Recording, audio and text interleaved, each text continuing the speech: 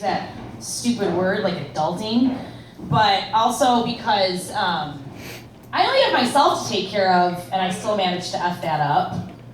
Whereas I have friends that are not only taking really good care of themselves, but they're also procreating.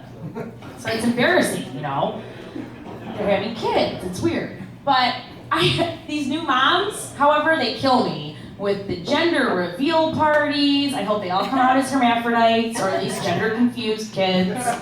Also, they hashtag the name of the unborn child. It's still attached to an umbilical cord, but it's trending on Instagram. I don't understand that. And this is a true story, I swear. I was recently followed by something still in utero. Its profile pic is a sonogram, and it's posting pictures of plated placenta, and talking shit of other fetuses' selfies. Her nose isn't even fully formed yet. What a slut. I mean, it's getting out of control. It's getting really out of control. Also, once the kid is born, you have to get ready for the monthly birthdays. What happened to a year being a birthday? Now it's a week, a month, next it's going to be an hour. Basil's another 4 hours old.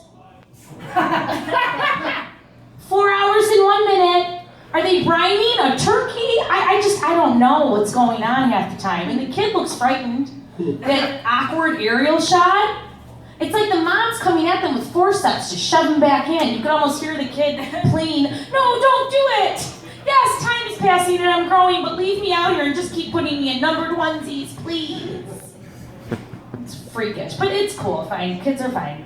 I'm happy for everyone having babies. I think I might just be bitter because I end up on Hinge dates where I'm taken out for drinks. That's original. And then I'm coerced into a cab where he proceeds to try and finger bang me as if there isn't a stranger driving us around. I resist because I'm still a lady at times.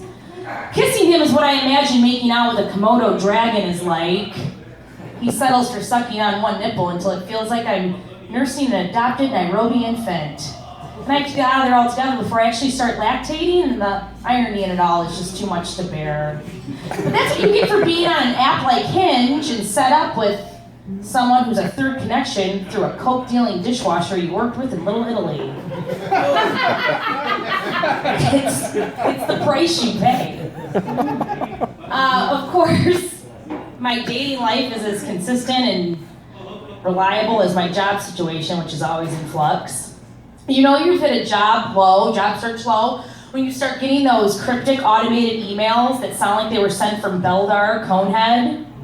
Greetings, Mr. or Mrs. Shaw. They don't even know if I'm a married male or female. No thank you. That or when Aflac starts recruiting you via email. You might as well just start giving hand jobs out in the local White Castle parking lot because it's over. Fuck it, you're done.